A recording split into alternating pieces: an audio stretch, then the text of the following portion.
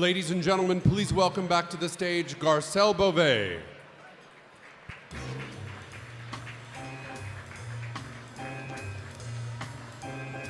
How was lunch? Salmon in a pocket. I've never had that before. And how about dessert? Anybody having chocolate?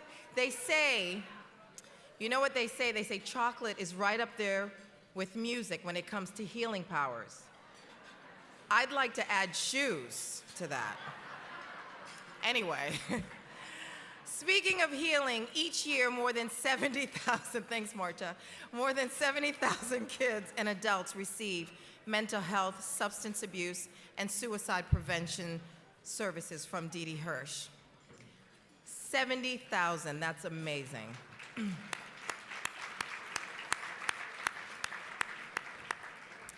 In her 14 years as CEO, Dr. Keita Curry has dedicated her career to helping the underdog, doubling Didi Hirsch's size in the process.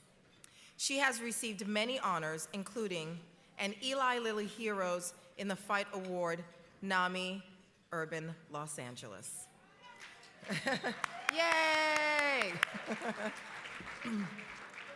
Kudos from the Southern California Psychiatric Society for her commitment and underserved communities, and a Shira Award for Senator Curran Price. Her advocacy has included serving on the California Suicide Prevention Advisory Committee and its Committee on Stigma and Discrimination. Keita brings it all back home. Despite opposition from many neighbors, she testified in support of a temporary shelter for homeless families only a few blocks away from her home. That's amazing. It squeaked through her local city council by 1 vote. And did I mention that she's an award-winning poet? Please welcome Didi Hirsch CEO and Shiro, Dr. Keita Curry.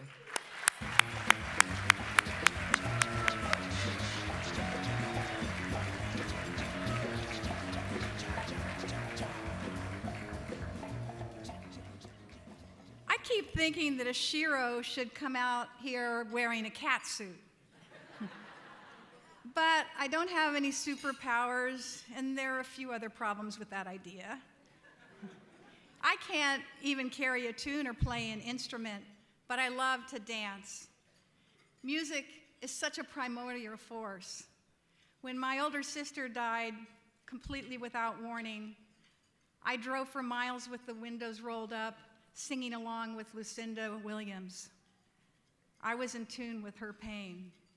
And I know I'm not the only person in this room that has played the same song over and over during a real blue period.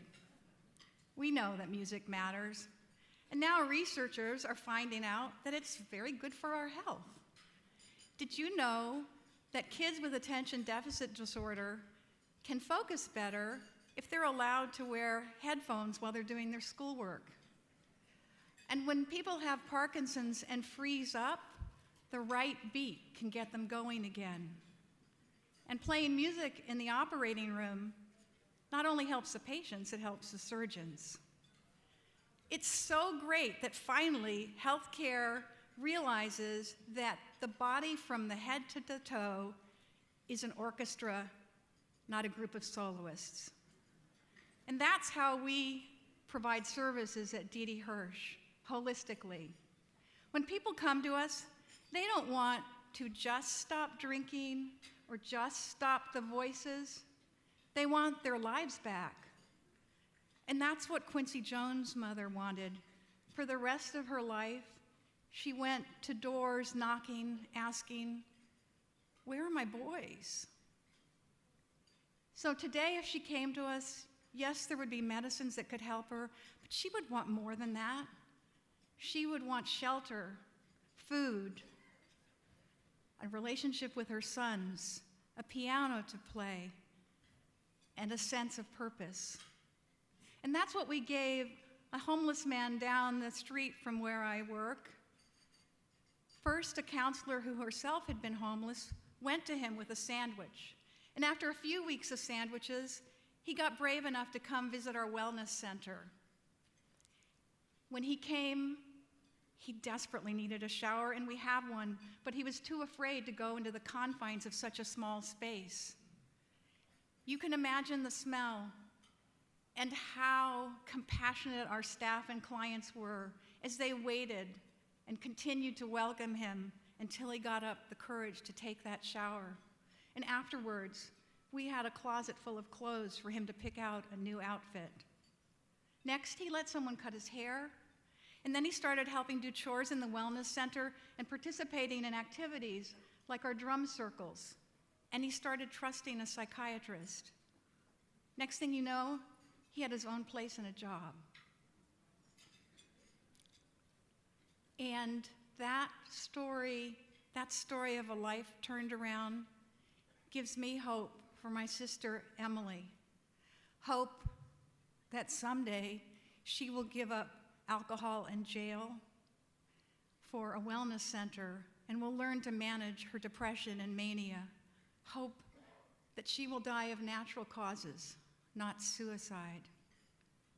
The poet Robert Browning said, "He who hears music feels his solitude peopled at once." That's why I put a picture of one of our drum circles in today's tribute journal, because it gives me hope for all the Emilys out there, hope that someday they will join the circle. Thank you.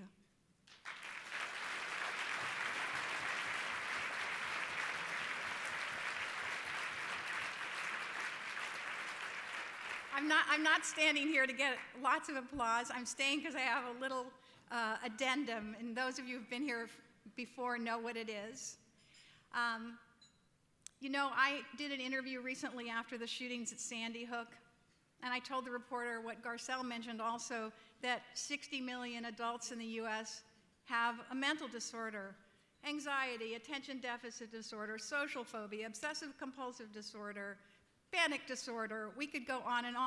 And the reporter said, "You mean those are mental illnesses?" So no wonder that so many people in this country equate mental illness with violence. It's because we're not talking enough. And the reason that now there's been a sea change in people's attitude toward gay marriage is because they came out.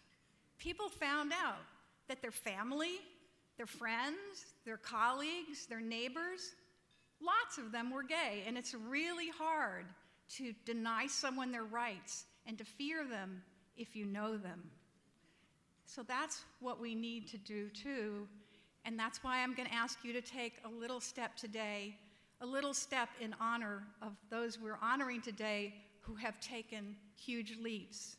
I'd like anyone in this room who at some point in their life has dealt with one of those many, many challenges that are called mental illnesses to stand. And I'm standing already. If you read my bio, it's like,